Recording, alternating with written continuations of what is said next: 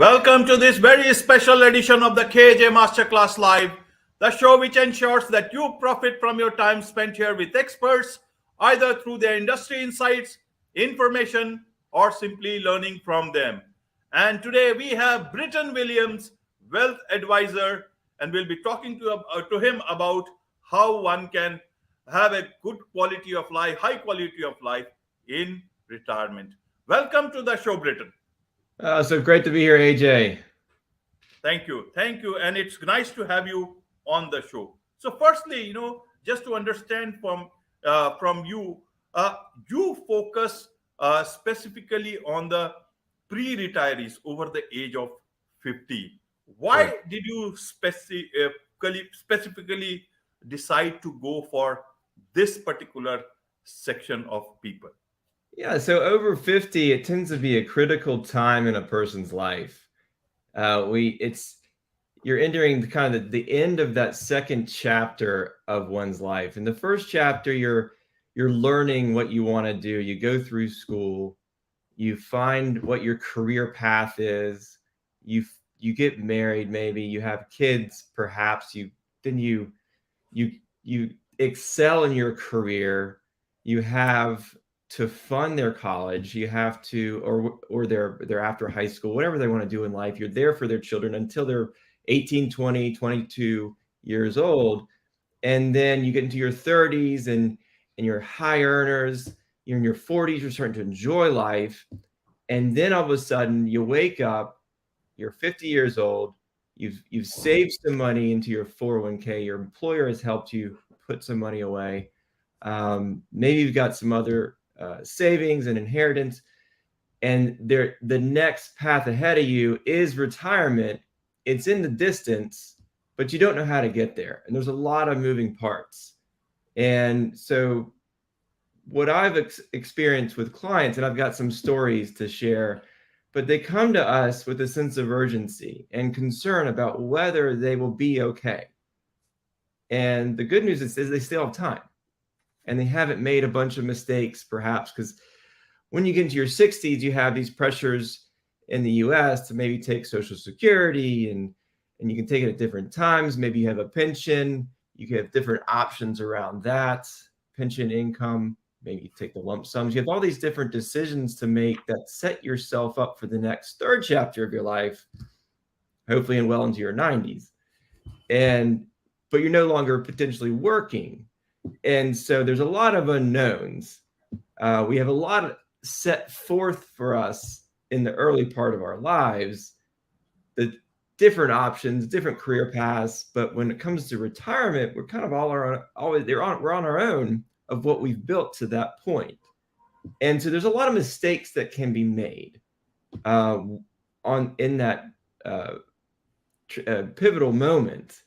And so it doesn't have to be over 50, but that's typically the average age. You're heading into retirement, you're 10 to 15 years out. That's who we work with. And there's a lot of opportunities for us as professionals. We focus on Calamita Wealth, retirement planning or financial planning for all of our clients. And it goes beyond just the investments. We can talk about that in a little bit, but it really simplifies to just 4 areas. We integrate and coordinate all forms of planning. There's cash flow management, that's 1. There's investment positioning, that's 2. There's a third piece that's tax planning, and then the 4th piece is estate preservation. But it goes back to the client's lives, and I want to make sure that's clear, because I love the conversations around the lifestyle and what they want to do, and that's what I get to revisit with those pre-retirees heading into retirement, of what they like to do when they were younger. They forgot about how to enjoy life sometimes. And so, that's really why, it drives me. And there's also an opportunity to help others in that area. And it's mutually beneficial for both of us. Right, right. So at the age of 50, you want them to get back to school and to understand about their own finances, which is the right thing to do. They should have been there much earlier on. Even people in the financial line but they are not prepared for retirement. So to understand from you, Britton, is that what are the things common financial issues that pre-retirees deal with, so that even those who Yeah. are in the late 30s or early 40s, they know about it much early on, so that by the time they come to you when they are 50, 49, 50, they are in a better position for you to handhold them in a better manner, so that you can give them the life that they want to live when they retire. Yeah, there's so much to do, but there's a lot that's in people's ways. So I'll start with some of the common mistakes that I've seen along the way and barriers in my experience. And one of them is just not being able to cut out the noise and all the information, talking heads on TV. And so a lot of the stressors that we have are manifested through what we're being told, what we're hearing, what we want to hear.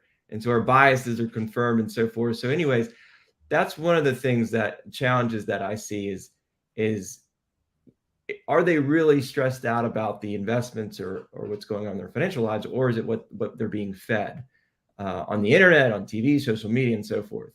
So that's top of the list. Other one is just simply not planning for it and hoping for the best.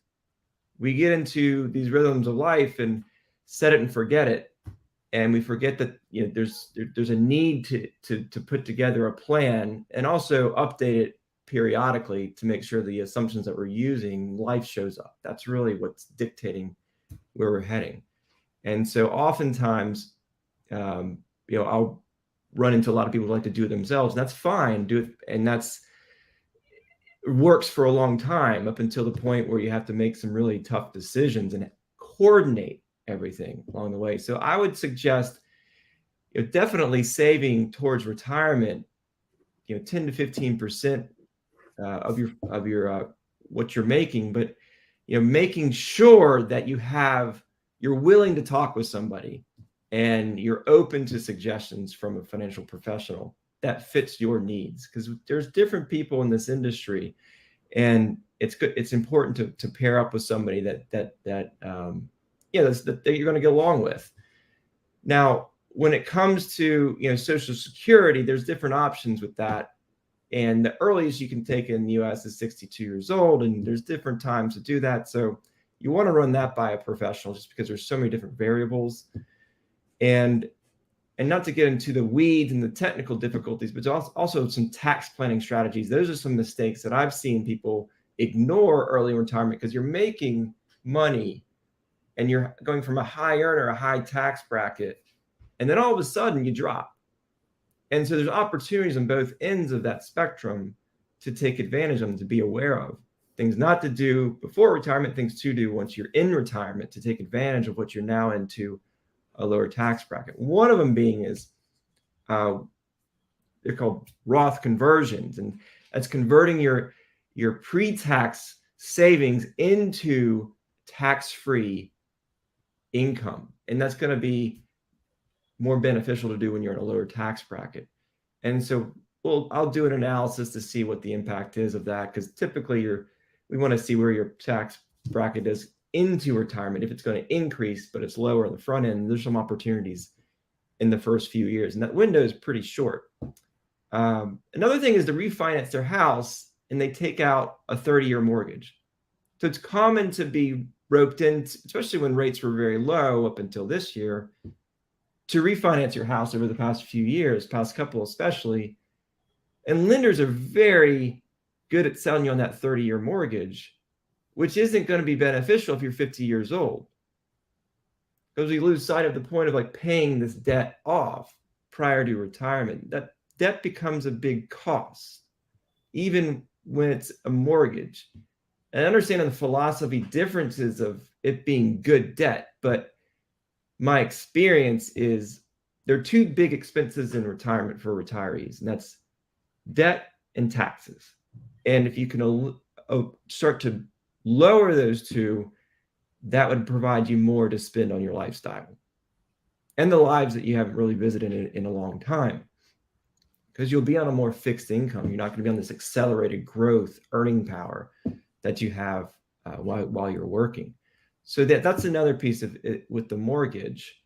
and the debt, it is a good idea to align that term on the mortgage when you expect to retire. So I'm 41. I don't know when I'm going to retire, but I'm not going to refinance on another 30 years, maybe 15 or 20. Another mistake that I've seen is that we love our kids. We want to put them first. But when it comes to paying for university, college expenses, and their future, there's a balance between that and retirement savings and funding. And knowing what your philosophy is on what you want to spend, you and your spouse want to fund, it's important for that conversation to be had with a financial advisor. But more importantly, not sacrificing your retirement savings for your kids' college. There's a saying that you can borrow for college, but you can't borrow for your retirement. Now, there is this issue with a lot of debt, especially in the US, when it comes to college. And I'm not a big fan on taking a lot of debt out for it, but there's a lot of other funding sources like grants, scholarships, that you have access to. You don't have access to that for your own self in retirement. So putting the kids first is a bit of a paradox there. So I want to be aware of that. That's a mistake that I see happen a lot, because there's a big range of costs when it comes to different schools, and each school has different endowments and willingness to provide resources for the children. So I want to make for the students. So I want to make sure you look into not just where your kids want to go to school, but also, what you can afford and what's available to you through the aid at these schools. Right. Yeah. And then another thing is just when it comes to the investments, one thing that I want to make, this is probably the one most important thing that I've seen that's misunderstood and overlooked when it comes to planning over the years into retirement, is not acknowledging the risk. And if you don't manage this risk, it can implode your whole plan. And I see most clients early on, when I first speak with them, they're taking too much risk with their retirement savings. And so we have to go through that and make sure it's more in line. For example, I was meeting with a new client this past fall at the top of the market. He was 100% equities and stocks, and I immediately got him rebalanced into a more an allocations more in line with his risk. Markets dropped 20+% since then. I don't have a crystal ball, but at the end of the day, he didn't need to take that much risk. And so that's important to acknowledge with a financial advisor. Right, Britton. Now, let's go a bit early on in one's life. Is that you talked about a lot of noise from everywhere. Now, and then there is already, it's an understood thing that there is so much in this whole industry is plagued with greed. And there is so much of talk about mis-selling and pushing products, even by several financial advisors. It's everywhere. Even in India, we have seen that happening. And then there is this new concept now that people have to be, much more registered. They have to declare, and there are much more checks and balances. But at the end of the day, it's never going to be that utopian world that we may think of. But when checks and balances are there, there can be a better situation. But how can a person cancel that noise that's always around him or her when they are in their 30s or even in their 40s, and think about a stage in life where they may not be earning as much after a particular point in time? And when do they know at that time, when they still have time, that how much money is enough for them to retire with? Otherwise, that whole calculation goes haywire. And then suddenly when you are 50 or you move beyond that, then you start looking for a financial advisor. So several questions at the same time, but just, you can put all your knowledge to help people understand, not just in the US, but other places also even in India, how to be aware about such things? Yeah. What are the things that they can do early on when they still have time? How do they do that? Yeah, I think that I like simple plans, and this is borderless. I think that there's a lot that we do that's specific to the US, but I think the philosophy can be laid out anywhere. And I think the earlier start, the better. And my experience is that when we're young, that's really when we need some of the guidance along the way, because there's so many life transitions. And so what I would suggest is having a savings plan early, even in your 20s, before you have kids, before you're getting married, before you have all these other expenses, and to have this habit of you've got an account at least at the bank that you're saving towards. More importantly, you're investing it and it's growing. And learning a little bit about the investing early, or having somebody like a financial advisor, because there's a lot of options out there, at least in the US, that you can find somebody to work with you even when you don't have a lot of money. But let's say you don't, and you got to do it yourself. Put away 10 to 20% of what you're earning and have that constant, and live off of the balance to fund your life, the lifestyle that you have. And then when you meet somebody and you get married and you have kids, you keep that 10 to 20% savings rate going into your savings account or investment. Again, it's important to invest it so you're keeping up with inflation, which is we all deal with that. And so like that's a simple approach to it that I would do. But there's also, definitely some questions if you're not familiar with how to invest that you want to get answered by a professional. But at least you have this muscle that you've developed and you're starting to exercise, that you're saving towards and it doesn't have to be for retirement, but it can be for your lifetime goals along the way. Because when I'm 20 years old, it was hard to convince me to start saving for retirement, even at 30. But you're starting to build your wealth along the way. And so having, and when it comes to the noise, AJ, I think that it's important to acknowledge that it's noise. There's a lot of, and why are they on TV? Like there's a reason why they're out there, and asking yourself, how are they making money? Well, they're selling ads. It's theater. A lot of it's theater.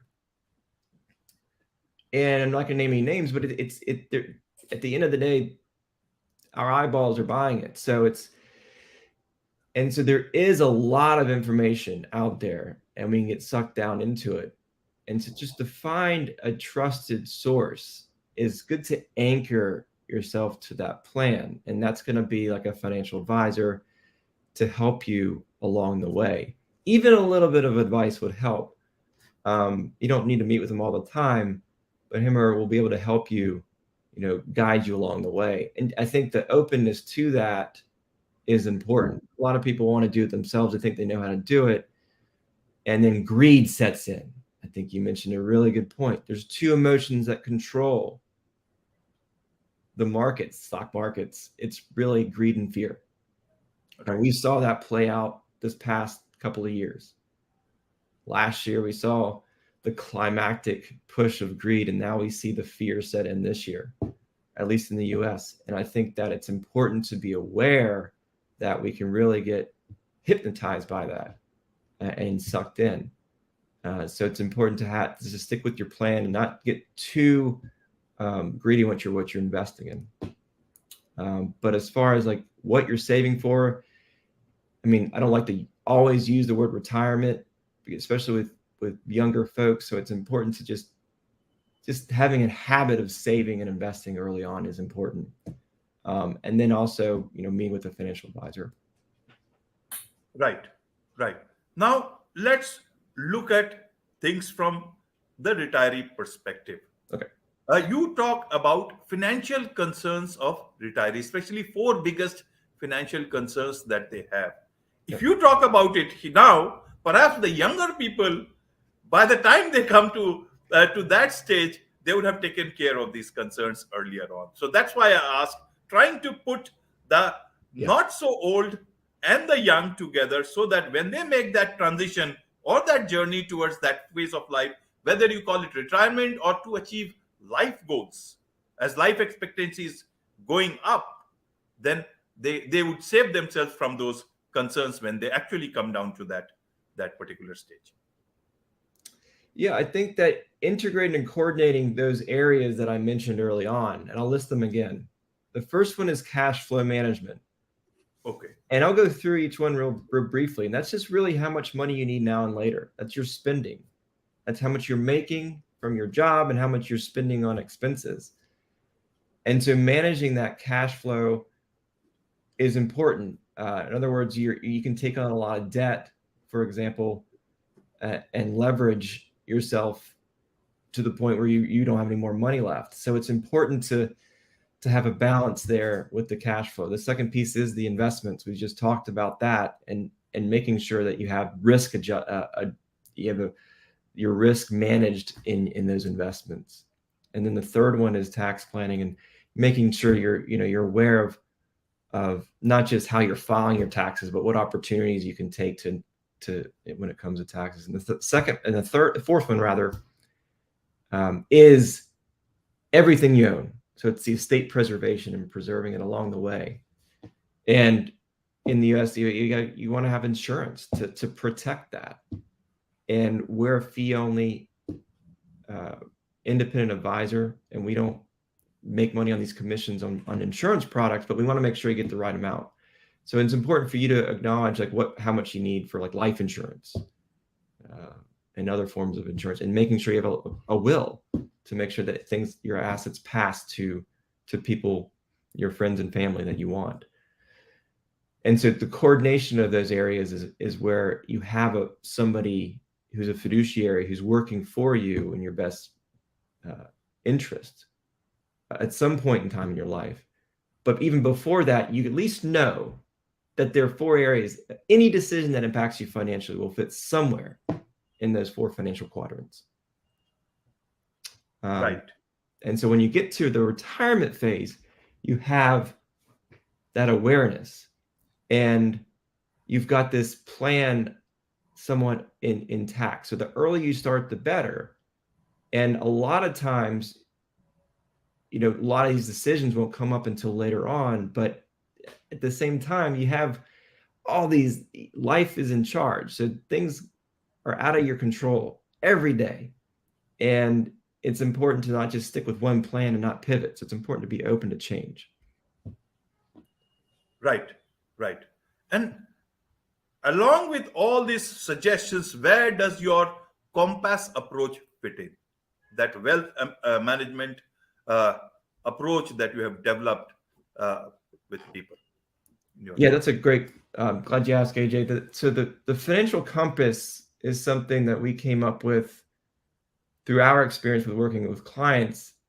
And it's essentially acknowledging that we want to focus on what's out of order in your life.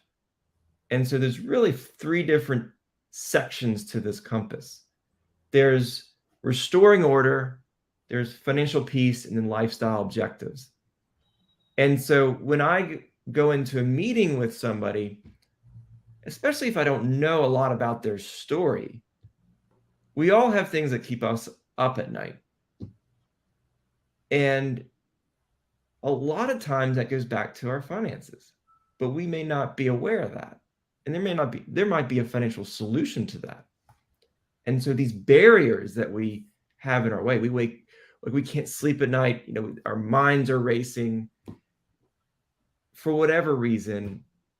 And then you wake up and maybe it's still stirring around. Maybe it wanes and it comes back. Maybe it's buried for weeks. And so I want to know what's going on deep inside my clients, because that tends to be a barrier that needs to be acknowledged and that can pass through and really enjoy their lifestyle objectives, their goals in life, especially with retirees, because that's really what this is all about is to enjoy life. And so, for example, I met with a couple the other day, and they both work, both have jobs. One's a teacher, one works at a bank, both have a couple of kids under the age of 10.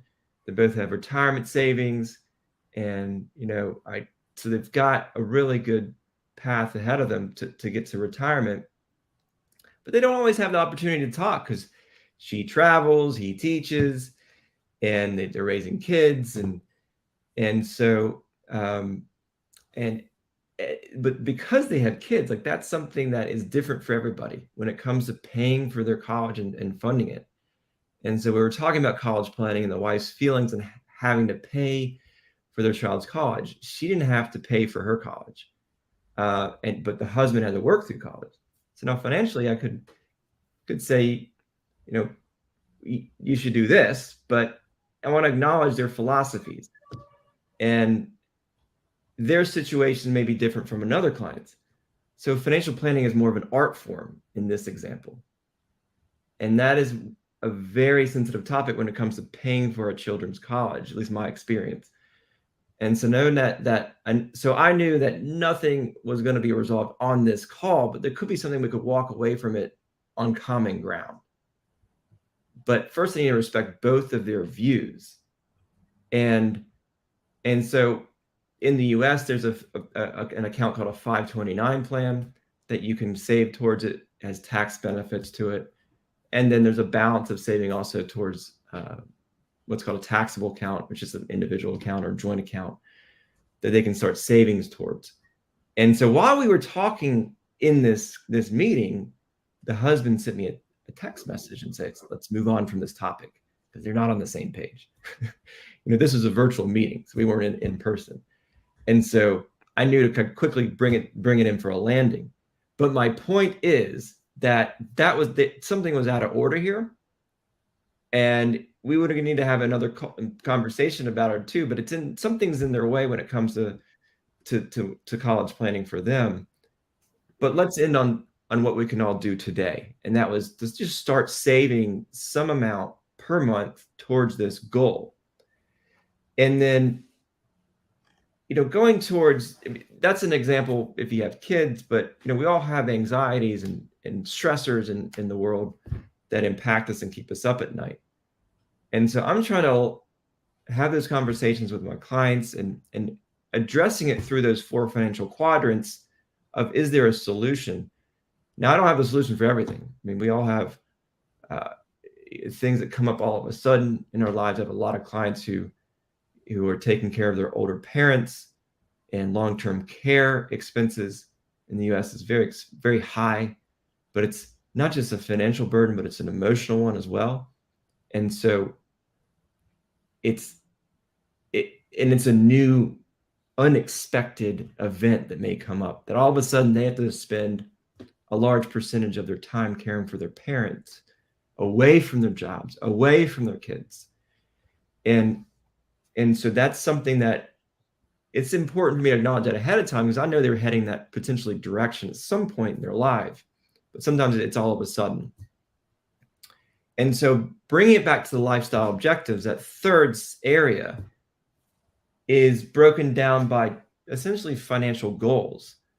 And what would you like to be doing? Like, what would give you joy in life? These are questions that I would ask my clients, is like, what would you like to be able to do? What's your ideal day look like in retirement? And so it's trying to address the clouds in our lives and bring it to the sunny part. But I feel like I help them acknowledge where they are, some solutions to any issues, and then really to start talking about what they like to do with their time, whether they can do it or not in this moment. But let's set it up as a goal to go on that trip to Scotland or to Australia. Maybe it's 2 to 3 years away, and maybe it just seems impossible right now because of what's going on. But let's not forget about it. And a lot of times the the couples, they don't have time to acknowledge it because they're so emotionally and financially engulfed in what's out of order. And so that's the financial compass. It's more of a mindset than anything, but we do have a diagram, one pager that we use in some of the meetings. Right. Now, Britain, in terms of, there are a lot of young people, especially in today's time, who are, doing a lot of independent work. You people work with a lot of people who have got, proper jobs, and then they retire. So there is at least a lot of some wealth, good amount of wealth that needs to be managed. But younger lot who believe, a lot of people are doing independent work as consultant, freelancers, and a lot of people are believing in that concept of the great resignation, living the life that they want. And then there are many people, or especially youngsters, who believe that, that is the term called YOLO. You only live once. And then in that whole aspect of living for the day, you forget about tomorrow. Right. Where they don't, what would you advise this huge portion of people who are thinking just for today, maybe tomorrow, but not the day after? What they can learn from you in terms of, wealth management, so as when they come to that particular stage in life, then they have enough wealth for you guys to manage. Otherwise, when there is no wealth, what exactly will you manage? What would you tell them? How should they look at the future in terms of planning, in terms of financial planning? Yeah, that's a great question. And what I would say, they may not listen to it and take action to it, but my understanding is, when it comes to and I think of crypto, I think of the retail traders, I think of the bright, shiny objects that when we have a little bit of money early on in our lives, that we want to buy it, especially when other people are doing it. And there's a certain feel good to that. And there is a certain comfort because other people are doing it. And that kind of confirms that this is the right thing to do. And there's a lot of, credentialed people who are validating some of these investments. And I've been open to crypto, for example, as a potential, technology for the future. But just like it reminds me a lot of the .com stocks in the late 90s, early 2000s. I was around for that crash. It ended the same way this is ending at the moment. And it goes back to greed and fear. So what would I suggest they do is turn off that noise and not invest everything in one thing. When it comes to those high risk investments, and there's more than the ones I just mentioned, but we all know what they are. I like to keep it between 1% and 5% of what your total portfolio is. And that doesn't matter whatever amount it is. Really, 1% is what, when it comes to crypto and other risk investments, if you invest in it at all. But because you just don't, there's so many losers that are going to come out of this. And so it's important that, and that's outside of like buying material objects like cars and watches and things like that don't bring any sort of return to your wealth. So building your wealth is buying something that's going to appreciate, provide cash flow now and later. And so there are index funds that you can purchase that are lower risk in the US, and there are mutual funds and 401ks that you just start saving. You just start putting it away. You're not thinking about it. You're not trading it.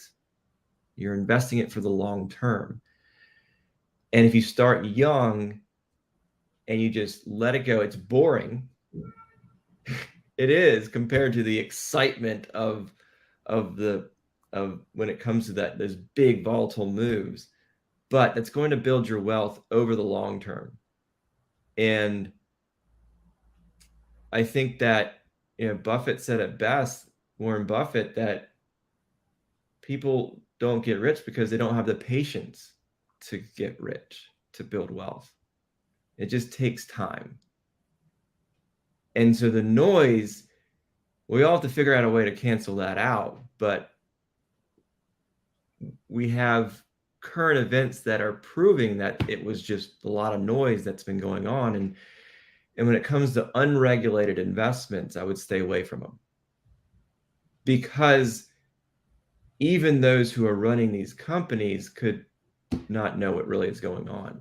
And that's been it's going to be, I guess, come out and proof in the pudding. But I think that it goes back to starting young, start saving 10 to 15%. If you can do 20%, that's great.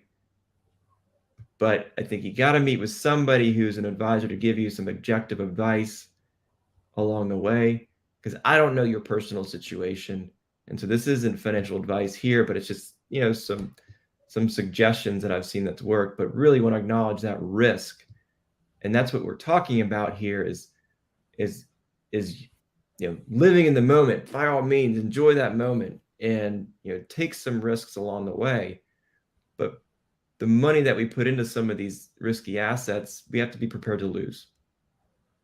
And especially when we go all in, we have to expect that outcome, not the outcome of thousands of percent of a return that we may be marketed as. If it sounds too good to be true, it probably is. Right. Britton, you are associated with Calamita Wealth Management. Now, it took you quite some time to find this sort of a firm which was aligned to the principles that you wanted to live with and align yourself with a company. How do people find the right place or advisors for themselves, like you found for yours to be, to work with? Is it such a difficult task to actually, find the right advisors in an industry, as we earlier talked about, is also plagued with so much of, greed? How does one do that in these times? Wow, it's a great question, because AJ, there are a lot of different financial advisors when it comes to making money.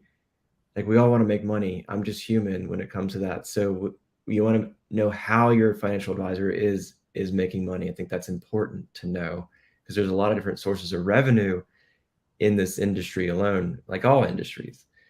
There are guardrails and regulations in the US that when it comes to investment advice, we are strictly regulated. So there are things that we can't do for money, but we are a fee-only independent advisory firm at Calamita Wealth. And, when it comes to fee only, that's how we make money. And so this fee that we charge is just on the assets under management that we're managing. Or we could charge for financial planning. But if we're managing your investment assets, we're not going to be charging for financial planning. We're just going to do it for all of our clients. Very few of our clients do we charge for the financial plan. That's usually those who just don't have enough for that assets under management relationship. So if you're looking for an advisor, ask yourself, what do you need? So if you're early on and you're still building that wealth, then looking for a fee-only advisor, it could be a solution in the US of somebody who's just making a fee on their advice that they're giving you or the services they're provided. What they're not making money on are commissions on products like insurance, annuities, and investment products. That, in our opinion, presents a conflict of interest. So if I give advice to my clients, I don't have to ask myself how much money I'm going to make on this advice. And it's kind of setting ourselves up as true fiduciaries. Not that it's a bad thing to make money on these products. By all means, sell these products. But it depends on what you're looking for. And so if it comes to this particular piece of of of, of your life when it comes to like managing your wealth and doing the right thing for you, then I feel like it's going to find a fiduciary who's in the role of doing it just for you. Yeah, they're making money on some part of the process, but there's not a conflict of maybe this product is good for you, maybe it's not. And so the internet is definitely a source to look for this, but I think there's some keywords, and there's some good, Investopedia has some resources when it comes to looking for the right financial advisor. There's other sites that you can use out there that can provide you as a resource, but ultimately I think it's more to look at like what you don't want to get caught up in is somebody selling you something that's best for them, not you. And even early on in your life, there are advisors out there who have a business model to just provide hourly fee or a one-time financial plan that would be investing in yourself to make sure you're on that path early on in your life. And so what we do is we like to talk with everybody and provide a solution to everybody we meet with, and we have a network of other advisors who provide different solutions to solve the same problem. Like they just do it a little differently that may be a better fit for them. So there are solutions out there, but it's just to be aware of, some of the pitfalls that I've seen people make the mistakes early on in their life. They bought a product that 5 years later it's no longer good, but they can't get out of it because they need to, because life showed up and they need to sell it. But if they did, it would be very costly to do that. Right. And how do people who want to, know more about you guys or to hire you guys or engage with you, how do they do that? What's the best way to do that? Yeah, AJ, it's thanks for asking. My there's email. There's our website is calamita'wealth.com. If you visit that, you'll see how to set up a call with me. There's a link to set up a call in my Calendly, and a complimentary 30-minute call, and that's to go through and just meet you where you are. And I also have an email address, britton@calamita'wealth.com. That's BRITTON at calamita'wealth.com. And that's probably the two best ways to get in touch with me. Right. My last question to you, Britton, is that you are a wealth advisor.